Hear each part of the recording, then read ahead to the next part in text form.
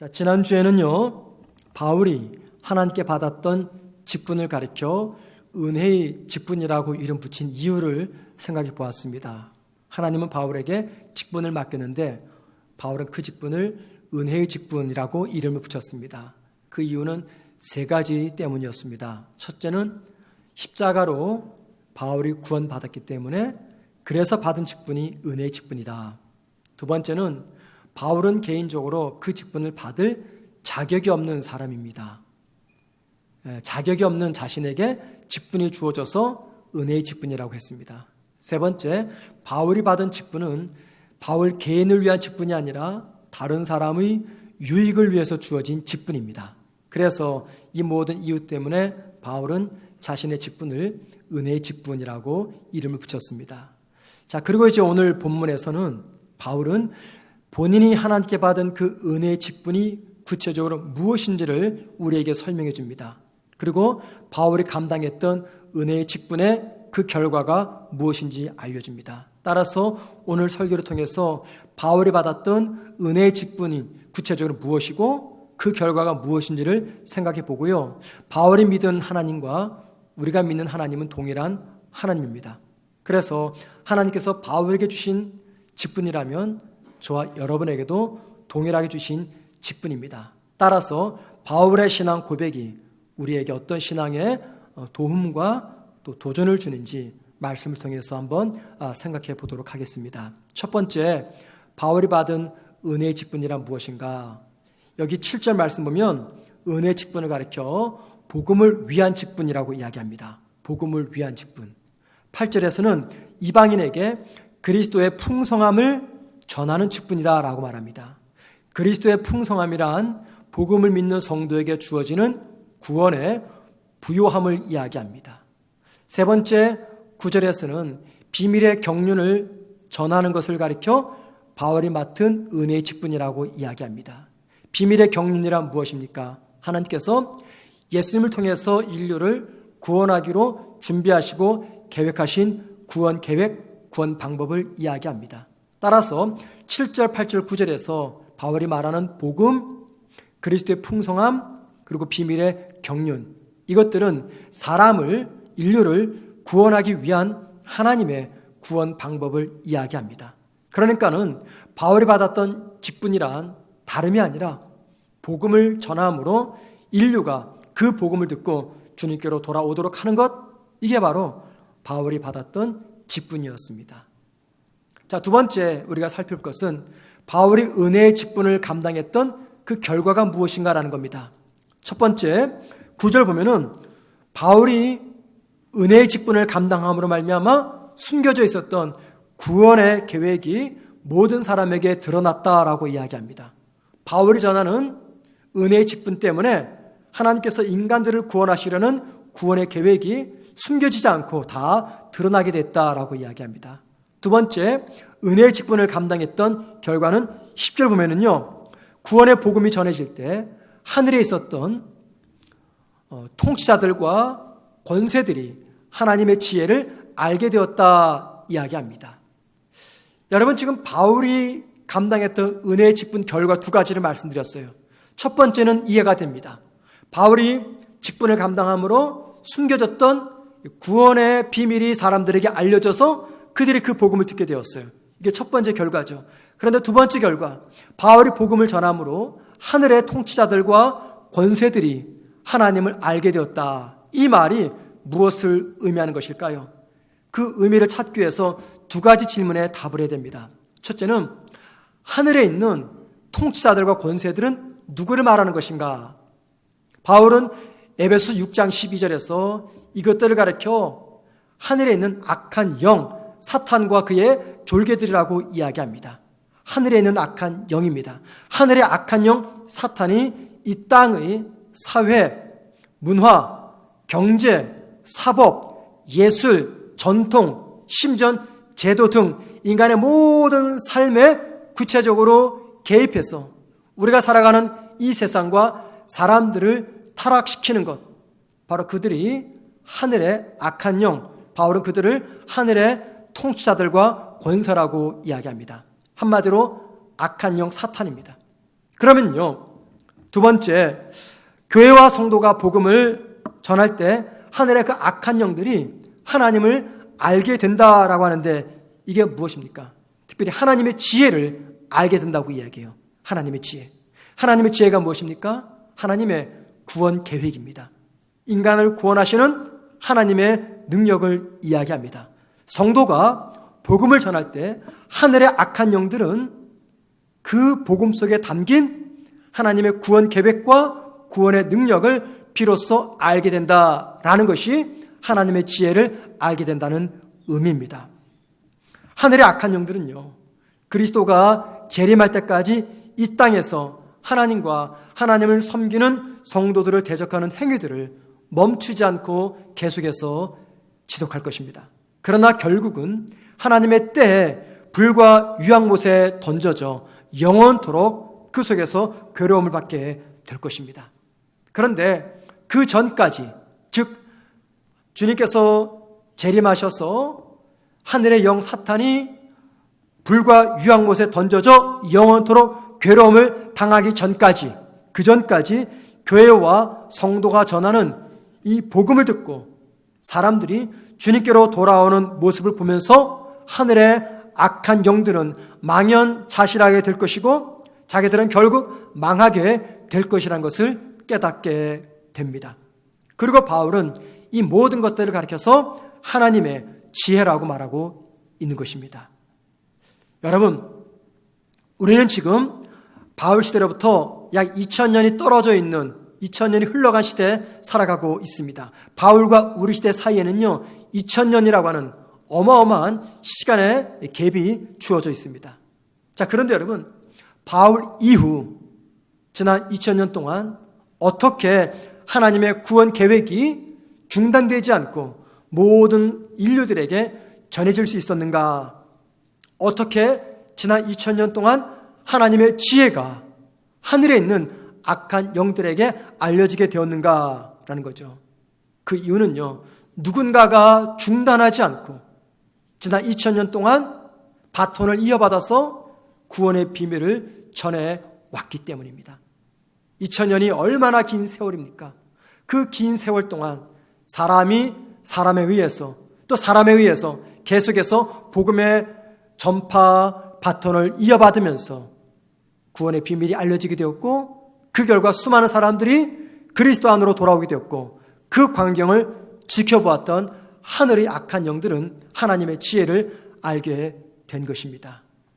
오늘 저와 여러분은 구원의 부요함 때문에 이 자리에 참석하고 있습니다. 나를 죄로부터 건져주신, 영생을 주신 구원의 부요함 때문에 이 자리에 있는데 여러분, 저와 여러분이 이 자리에 있게 된 이유가 무엇 때문입니까? 그 이유는요, 한 번도 만난 적이 없는 사람, 내가 본 적도 없는 사람, 내가 알지도 못하는 그 누군가가 이 땅에 와서 오래전에 이 구원의 비밀을 전했기 때문에 그 구원의 비밀을 전해들은 저와 여러분이 오늘 이 자리에 참석하고 있는 것입니다. 2000년 전 유대인과 이방인은 절대 하나 될 수 없는 사람들이었어요. 그런데 그들이 교회라고 하는, 에베소 교회라고 하는 공동체에 모여서 하나가 되었습니다. 복음을 통해서. 그리고 그들이 하나 된 그 모습을 통해서 하늘의 악한 영들은 하나님의 지혜를 보게 되었습니다. 그리고 2000년 전 뿐만이 아니라 지금 이 시대에도 하늘의 악한 영은 그리스도를 영접한 저와 여러분이 모인 성문교회 공동체를 통해서 지금도 여전히 하나님의 지혜를 보고 지나가고 있습니다. 하나님은 성도와 교회가 전하는 복음을 통해서 세상 사람들을 부르셨습니다. 그리고 불러서 함께 모이게 한 이 신앙 공동체를 통해서 사탄이 다스리는 이 세상을 변화시켜 나가십니다. 그리고 하늘의 악한 영들은 복음으로 변화된 성도와 교회와 이 세상의 모습 속에서 하나님의 지혜를 보면서 자기들의 멸망이 서서히 점점 더 가까워지고 있는 것을 깨닫고 있습니다. 자, 그래서 여러분, 성도와 교회의 사명은요, 하늘의 악한 영들이 하나님의 지혜를 볼 수 있도록 복음을 전하는 것입니다. 바울이 그 이유 때문에 복음을 전했어요. 복음을 전하고 복음을 들을 때마다 하늘의 악한 영들은 하나님의 지혜와 함께 자기들의 종말이 조금씩 다가오는 것을 깨닫게 되었습니다. 사랑하는 성도 여러분, 저와 여러분이 언제 복음을 전하고자 하는 복음 전파에 대한 열정이 생겨날까요? 언제 복음 전파에 대한 열정이 나를 뜨겁게 할까요? 그것은요, 하나님을 사랑하는 마음이 불일 듯 내 안에서 일어날 때입니다. 하나님을 너무너무 사랑하는 마음이 내 안에서 불일 듯 일어날 때입니다. 그렇다면 언제 하나님을 사랑하는 마음이 내 속에서 올라옵니까? 그때가 언제입니까? 그때는요, 구원의 은혜를 깨달을 때입니다.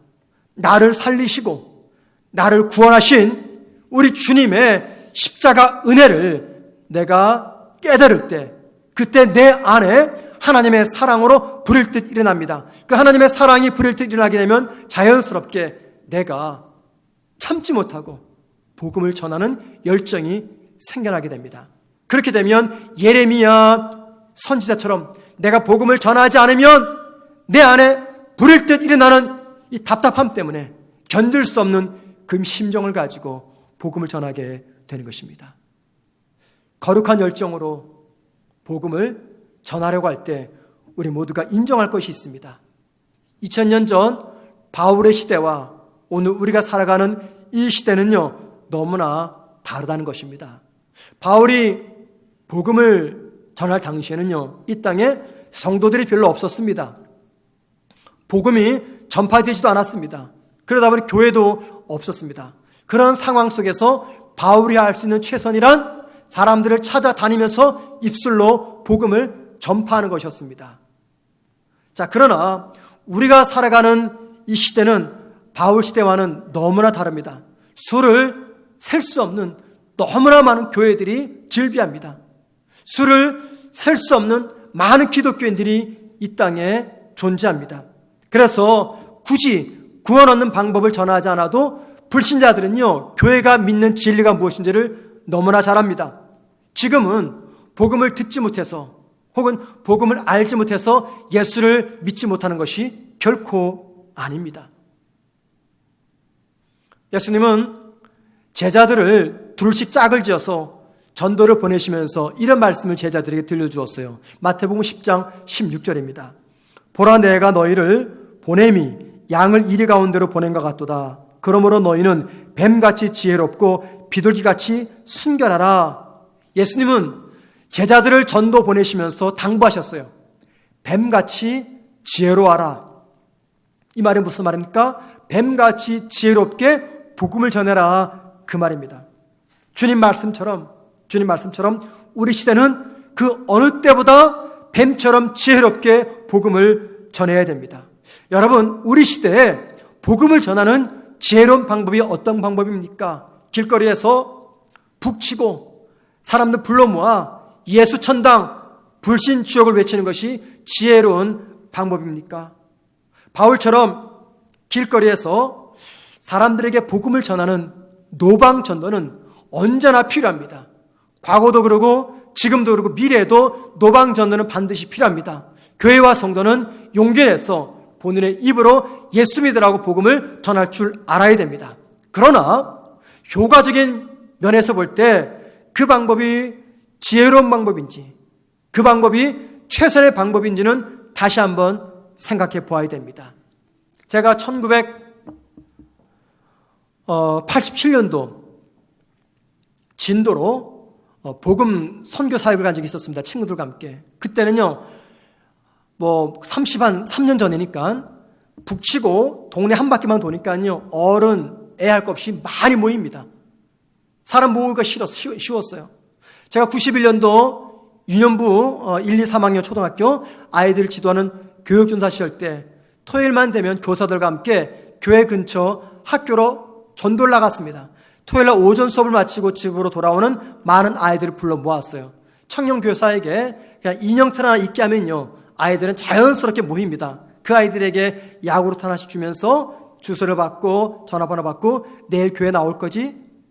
답을 받고 돌려보내면요, 그 다음날 거짓말처럼 50% 이상은 옵니다. 그러니까는 매주일 학교 전도를 나가니까는 교회는 항상 예배 때마다 아이들이 가득했어요. 그런데 여러분, 지금은 어떤지 아십니까? 학교 앞에서 아이들 대상으로 복음을 전하면 경찰에 신고합니다. 길거리에서 북치고 예수 천당 불신 지옥을 외치면요, 지역 주민들이 신고합니다. 지나가는 사람들에게 전도지 나눠주면서 예수 믿으세요라고 말하면요, 그 자리에서도 버리는 분이 있지만 몇 걸음 나아가서 쓰레기통에 다 집어 던집니다. 그런 시대에 우리가 살아가고 있습니다. 이런 시대에 교회와 성도가 세상에 복음을 전하려고 할 때 적어도 바울의 시대의 방법과는 달라야 됩니다. 그렇다면 여러분, 어떤 방법으로 우리가 은혜의 직분, 이 복음 전파의 사명을 감당할 수가 있을까요? 헬무트 틸리케라는 독일의 신학자가 있습니다. 이분은 복음을 전하는 방식에 대해서 이렇게 이야기합니다. 복음은 세대가 바뀔 때마다 새로운 방식으로 새로이 선포되어야 한다. 세대별로 각기 고유한 질문들이 있기 때문이다. 복음은 끊임없이 매번 새로 바뀐 주소를 확인해야 한다. 수신자들이 거듭거듭 주소지를 변경하기 때문이다. 이 말이 무슨 말입니까? 복음을 전할 때마다 복음을 듣는 사람들의 상태에 따라서 복음을 전하는 방식은 달라야 된다. 그 말씀을 하고 있는 것입니다. 각 시대 때마다 2000년 전이나 지금이나 그리고 앞으로도 교회와 성도가 전하는 복음의 내용과 본질은 바뀌지 않을 겁니다. 똑같습니다.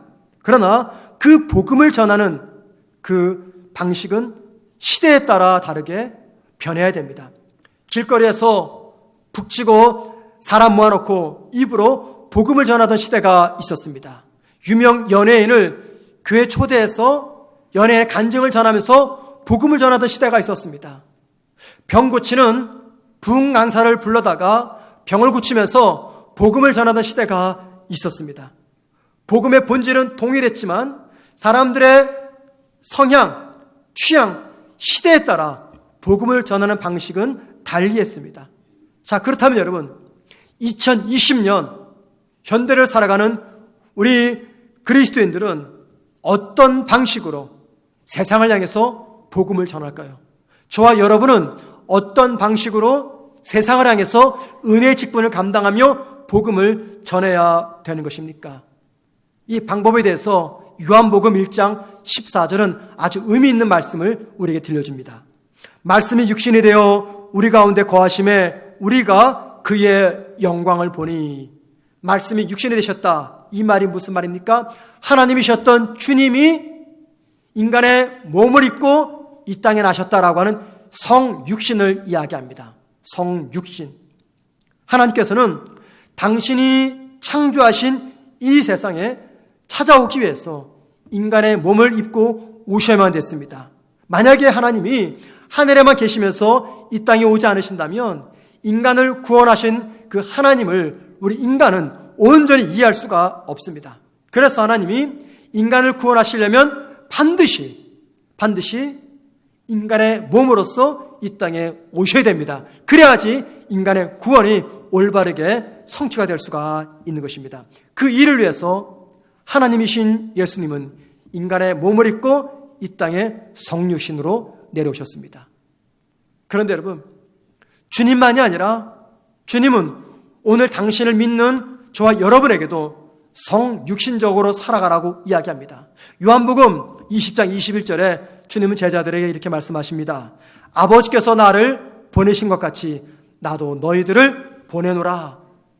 아버지, 즉 하나님이 주님을 이 땅에 보내셨어요. 어떻게 보내셨습니까? 인간의 몸을 입혀가지고 성육신에서 하나님이 주님을 보내셨어요. 주님 말씀하시기, 그래서 나도 너희들을 세상으로 보낸다라고 말씀하십니다. 주님께서 성육신 되셔서 이 땅에 오신 것처럼 제자들인 저와 여러분도 성육신적으로 이 세상에서 살아야 된다, 그 말입니다. 여러분, 성도가 성육신적으로 살아간다는 것이 무엇을 의미합니까? 복음을 전하기 위해서, 복음을 전하기 위해서 성도는 언제나 성육신적인 삶을 살아야 된다는 겁니다. 성도가 세상에서 성육신적으로 복음을 전한다. 이 말이 무슨 말일까요? 우리가 믿는 복음과 구원의 진리를 입으로만 전하지 말고 삶으로 그 복음을 전하라는 것입니다. 우리가 사람들에게 어떻게 복음을 전합니까? 예수 믿고 구원받으세요. 예수 믿으면 굉장히 기쁩니다. 예수 믿으면 행복합니다.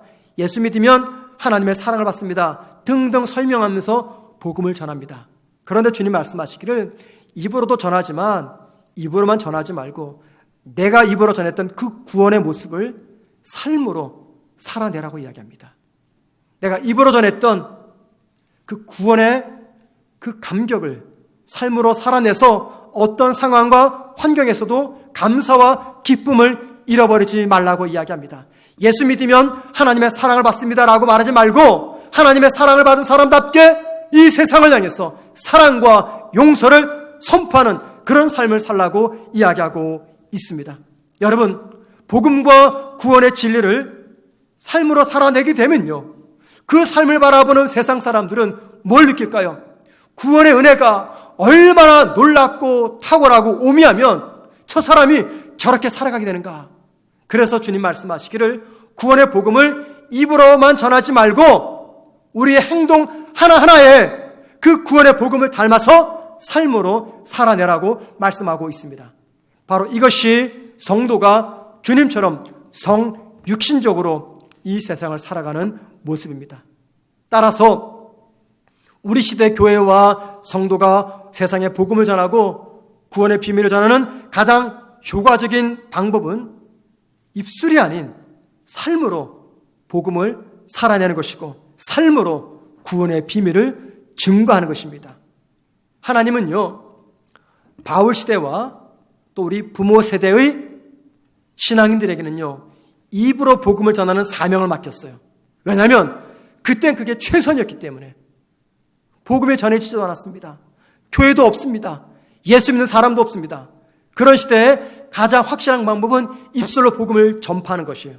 그런데 이 시대에 하나님은 저와 여러분에게 입술로만 뿐만이 아니라 삶으로 복음을 전파하는 성육신적 사명을 맡겼습니다. 베드로 전서는요, 로마의 네로 황제의 박해를 피해서 고향을 떠나 여러 나라에 피해 숨어 들어간 초대교회 성도들을 위해서 쓴 편지입니다. 예수를 믿는 이유 때문에 많은 초대교회 성도들은 고향을 떠나 박해가 없는 곳으로 도망쳐서 숨었습니다. 자, 고난 중에 살았기 때문에 그들에게는 소망이 필요했습니다. 그래서 베드로 사도는 베드로 전서 후서에서 성도의 궁극적인 소망이 무엇인지 보여줍니다. 성도의 궁극적인 소망은 이 땅이 아닌 하늘나라 소망임을 알려줍니다. 여러분, 이 소망의 말씀이 필요할 정도로 초대교회 성도들은 정말 힘겨운 삶을 살아갔습니다. 그런 그들에게 베드로가 한 가지 당부를 합니다. 베드로전서 2장 12절입니다. 너희가 이방인 중에서 행실을 선하게 가져 너희를 악행한다고 비방하는 자들로 하여금 너희 선한 일을 보고 오시는 날에 하나님께 영광을 돌리게 하라. 무슨 말입니까? 믿음 때문에 박해받고, 믿음 때문에 누명 쓰고, 믿음 때문에 비난받고, 믿음 때문에 고난 속에 있는 그 초대교회 성도들에게 베드로가 당부하기를 선한 행실을 보임으로 그들이 하나님의 영광을 보게 하라고 말씀하고 있습니다. 베드로 사도는요, 편지를 받아보는 성도들에게 당부하기를 성도는 어느 곳에서 무엇을 하든지 복음을 전해야 되는 사람입니다 라고 설명합니다. 그런데 여러분, 이 베드로 전서를 받아봤던 초대교회 성도들은요, 감히 입술로 복음을 전할 수가 없었어요. 왜 그렇습니까?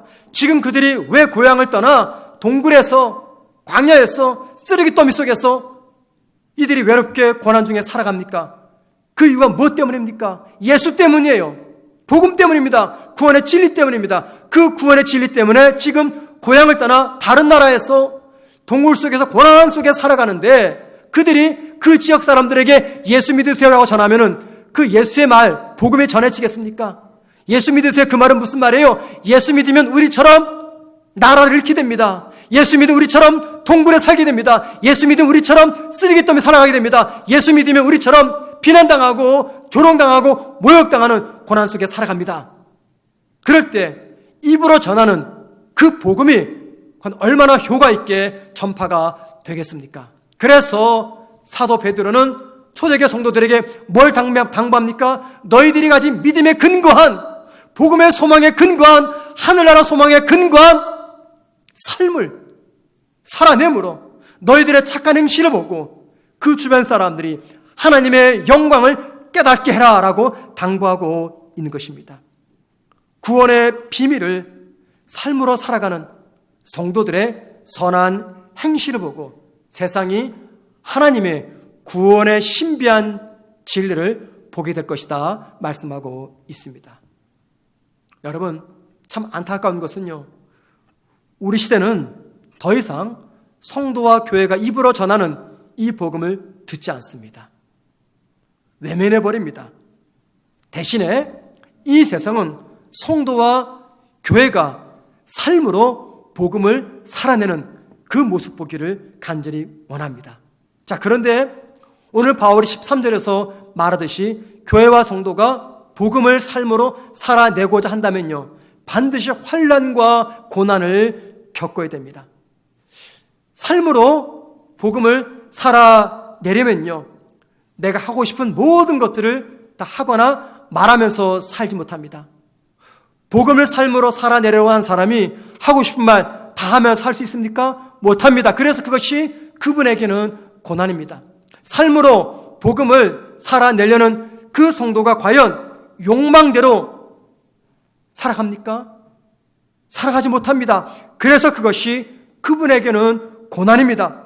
수단과 방법을 가리지 않고 남들보다 더 잘 사는 것, 이게 이 세상이 보여주는 지혜입니다. 그런데 삶으로 복음을 살아내는 성도는 그렇게 살지 못합니다. 그래서 성도에게는 그게 고난입니다.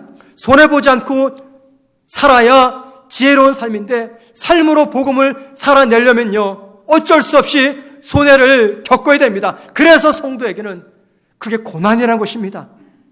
성도가 복음의 원리대로 살고 성도가 구원의 비밀대로 살아간다면요, 결국 고난은 피할 수가 없습니다.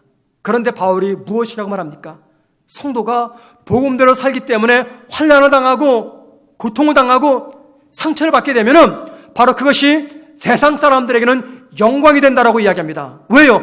그렇게 살아가는 성도의 고난의 모습을 통해서 세상 사람들은 그들이 갖지 못했던 놀라운 구원의 비밀, 복음의 능력을 보기 때문입니다. 그래서 성도의 고난은 세상 사람들에게는 구원을 볼 수 있는, 하나님의 지혜를 볼 수 있는 영광이라고 말하고 있습니다. 2017년 상영된 영화 중에 언노운 거리라는 제목의 영화가 있습니다. 이 벨기에 영화인데 별로 재미는 없었습니다. 언노운 걸, 우리말로 번역을 하면 알려지지 않은 소녀 또는 신혼 미상의 소녀라는 제목입니다. 이 영화의 내용은 이렇습니다. 영화 속 주인공은 제니입니다. 제니는 동네에서 의사라는 나이 어린 젊은 여자 의사입니다. 자, 모든 진료가 다 끝난 날 병원 문을 닫았습니다. 그런데 밤늦게 병원의 초인종 벨이 울립니다. 이미 치료가 다 끝난 뒤라 제니는 짜증을 내면서 문을 열어주지 않습니다. 자, 그런데 그 다음날 강변에서 흑인 소녀가 숨진 채 발견되었어요. 병원의 CCTV를 확인해 보니 어젯밤 초인종을 눌렀던 사람이었습니다. 제니는 죄책감에 휩싸입니다. 그 죄책감이 어떤 죄책감입니까? 만약에 내가 그때 문을 열어주었다면 그 소녀는 죽지 않았을 텐데 라고 하는 죄책감입니다. 여러분, 죄책감이 무엇일까요? 죄책감이란 내가 한 행동으로 좋지 않은 결과가 발생할 때 그에 따른 책임을 느끼는 감정입니다. 그리고 극심한 죄책감은 우리에게 정상적인 생활을 하지 못하게 합니다. 그런데 이 죄책감은요, 항상 부정적인 결과만 주지 않습니다. 이 죄책감은 때론 우리에게 긍정적인 영향도 줍니다. 이 제니의 경우 문을 열어주지 않았다는 이 과거에만 붙들려 살지 않았습니다. 오히려 자신의 행동에 책임을 집니다. 문을 열어주지 않았던 자신의 행동에 책임을 지면서 미래를 향해서 나아갑니다. 보통 사람 같으면 과거에 붙들려 있습니다. 그때 내가 문을 열어줄 걸, 그때 내가 만약에 문을 열어줬으면 그 아이가 죽었을까 살았을까 등등의 죄책감에 붙들려서 과거만 살아가는데 제니는 달랐습니다. 미래로 나아갑니다. 죄책감에 빠져 있기보다도 죽은 그 소녀를 위해서 자신이 할 수 있는 일을 시작합니다. 그래서 위험을 무릅쓰고 제니는 신혼 미상의 소녀, 이름도 알 수 없고 정체도 알 수 없는 그녀의 이름과 정체를 찾아 내려갑니다. 복음을 삶으로 살아내자라는 설교를 듣게 되면 이 설교를 듣는 여러분뿐만이 아니라 이 설교를 하는 제 자신도 마음이 많이 불편하고 힘이 듭니다. 왜냐하면 우리 모두 복음을 삶으로 제대로 살아내지 못하고 있기 때문입니다. 구원의 은혜 또는 구원의 비밀을 깨닫고 체험한 사람답게 살아가지 못하고 있습니다. 그래서 어느 순간 나도 모르게 복음대로 살지 못하는 죄책감에 빠지게 됩니다. 죄책감에 빠지게 됩니다. 그리고는 불안과 두려움 속에서 살아갑니다. 매일마다 내가 이렇게 살아도 되나 두려워합니다. 그리고 두려움과 불안이 커지면요, 나중에는 하나님의 시선마저 피하게 되고 하나님의 시선마저 부정하는 단계까지 나아가게 됩니다. 따라서 여러분, 죄책감이, 복음대로 살지 못하는 그 죄책감이 우리를 과거에만 붙들어 놓지 않도록 우리는 조심해야 됩니다. 복음의 삶을 살지 못했다는 후회와 염려, 그리고 죄책감의 감정이 생긴다면 그 감정에만 붙들려 있지 말고 앞으로 나오셔야 됩니다. 이 세상 사람들 치고 죄책감이나 후회감이 없이 살아간 사람이 어디 있습니까? 우리 모두가 죄책감과 후회 속에서 살아갑니다. 그러나 시간이 지나면 이 죄책감이 흐려지게 될 거야. 시간이 지나면 죄책감이 지워질 거야. 시간이 지나면 죄책감이 사라지게 될 거야 하면서 그 상태로 시간만 지나가기를 기다려서는 안 된다는 겁니다. 오히려 죄책감이 찾아올 때 내가 이 상태 속에서 할 수 있는 일이 무엇인가를 찾아 나서야 됩니다. 어떻게 하면, 그리고 무엇을 통해서 내가 그동안 잊고 있었던 복음의 삶을 살아낼 수 있을까? 앞으로 나아가야 됩니다. 여러분, 그때 죄책감에서 붙들려 살지 않고 그 속에서 앞으로 나아가려고 할 때 그때 우리에게 필요한 것이 있습니다. 그게 뭔지 아십니까? 다름 아닌 믿음의 열정입니다. 믿음의 열정. 그 열정은요, 내가 잘못 살아온 과거를 회상할 때 주어지지 않습니다. 그 열정은요, 내가 죄책감을 가질 때 주어지지 않습니다. 그 믿음의 열정은 구원받은 은혜를 내가 다시 회복할 때, 주님의 구원의 사랑으로 내 안을 새롭게 가득히 채울 때 복음의 삶을 살고자 하는 믿음의 열정이 내 안에 주어지게 됩니다. 그 믿음의 열정이 주어지게 되면 죄책감에서 벗어나서 앞으로 미래로 나아가게 되는 것입니다. 이 시간 저를 포함한 우리 모두가 불편하게 생각할 질문 한 가지를 여러분에게 드리겠습니다.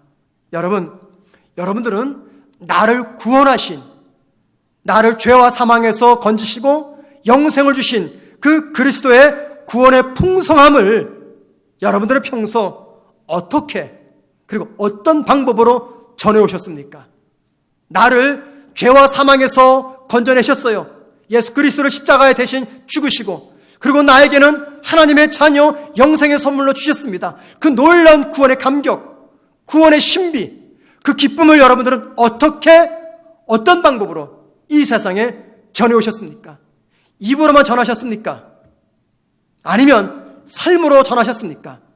아니면 둘 다 하지 않으셨습니까? 여러분들은 능력이라는 말을 들으면 어떤 생각이 드십니까? 능력. 저는요, 이 능력이라는 말을 생각할 때 두 단어가 떠올랐습니다. 첫째는 생명이었고 둘째는 저항이었어요. 생명과 저항. 능력을 이야기할 때 생명과 저항이 자연스럽게 떠올랐습니다. 왜냐하면 살아있어야, 즉 생명이 있어야 저항을 합니다. 죽은 사람은, 생명이 끊긴 사람은 저항 못합니다. 살아있어야, 생명이 있어야 저항합니다. 그리고 여러분, 저항할 때 그때 우리에게 힘이 생기는 거예요. 그냥 힘이 생기는 것이 아니라 내가 저항할 때 능력과 힘이 주어지게 됩니다. 생각해 보세요. 아무리 큰 물고기랄지라도 생명이 없으면요, 흐르는 강물의 물결에 따라 그냥 그렇게 흘러갑니다. 자기가 원하는 방향을 향해서 흐르는 물을 저항하면서 나아가지 못합니다. 왜요? 생명이 없기 때문에. 그러나 생명이 있는 송사리는요, 아무리 작은 물고기랄지라도 생명이 있기 때문에 그냥 흐르는 강물에 떠내려가지 않습니다. 자기가 원하는 방향을 향해서 흐르는 물을 뚫고 역행하면서 헤엄쳐 나갑니다. 저항하는 것이죠. 왜 저항합니까? 생명이 있기 때문에. 그리고 그 저항하면서 헤엄쳐 나가는 과정 속에 이 물고기에는요, 근육이 생기고 힘이 생기는 겁니다. 따라서 능력이란 생명이며 저항이라고 말할 수가 있습니다. 우리는 복음을 가리켜 능력이라고 말합니다. 구원의 은혜를 가리켜 능력이라고 이야기합니다. 왜 그렇습니까? 왜 복음이 능력입니까? 왜 구원의 은혜가 능력입니까? 그것은요, 그 안에 생명이 있기 때문입니다. 복음 안에는 생명이 있어요. 구원의 은혜 안에는 생명이 있습니다. 그래서 그 복음을 들은 사람, 구원의 은혜를 감격한 사람은요, 그 안에 생명이 주어졌기 때문에 자연스럽게 뭐가 나타나요? 능력이 나타납니다. 그 능력으로 뭐합니까? 복음 이전에, 예수 믿기 이전에 살았던 삶을 저항하면서 그 삶으로부터 벗어나려고 힘씁니다. 그렇게 저항하는 과정 속에 내 안에 무엇이 생깁니까? 능력이 생기는 거예요. 능력.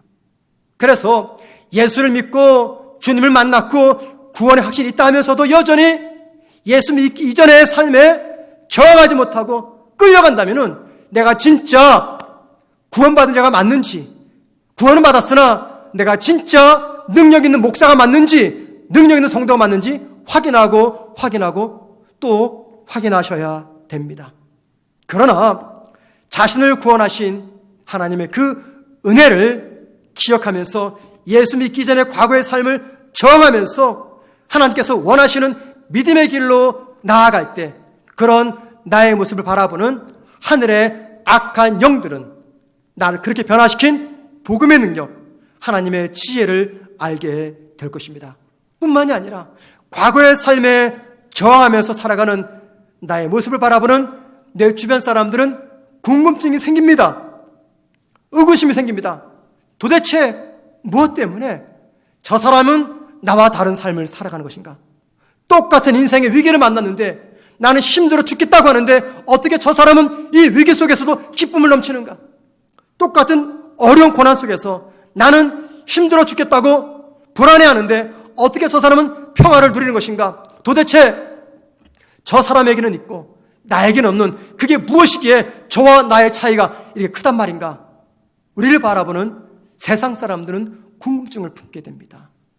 우리의 가정과 내 친구와 직장인들은요, 직장 동료들은 내가 교회 나가는 사람이고 일요일 날 교회당에서 예배 드리는 건 너무나 잘합니다. 그런데 여러분, 그렇게 잘 알고 있는 그들이 주일날 예배가 마치고 월요일날 출근했을 때, 가정으로 돌아갔을 때 내 모습 보면서 궁금증을 품습니까? 도대체 일요일날 예배당에서 어떤 일이 있었기에, 도대체 예배당에서 예배를 드릴 때 어떤 일이 있었기에 저 사람이 저렇게 변할 수가 있었는가? 그런 궁금증을 품습니까? 사랑하는 성도 여러분, 하나님은 저와 여러분에게 바울처럼 은혜의 직분을 주셨습니다.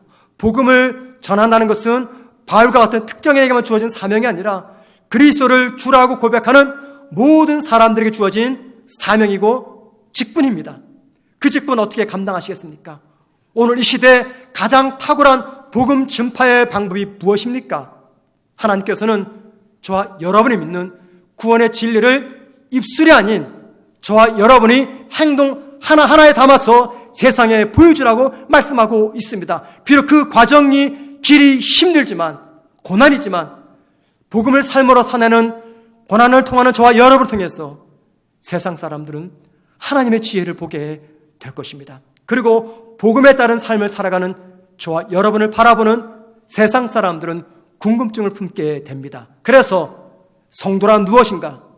성도란 이 세상 사람들에게 궁금 유발자로서 살아가는 사람들입니다. 저와 여러분은 세상 사람들에게 궁금증을 유발시키는 궁금 유발자입니다. 이번 한 주간 복음을 입술이 아닌 삶으로 살아내고 전하면서 세상 사람들에게 하나님의 놀라우신 구원의 진리와 풍요로운 구원의 부유함을 보여주는 저와 여러분 되기를 주님의 이름으로 축원해 드립니다.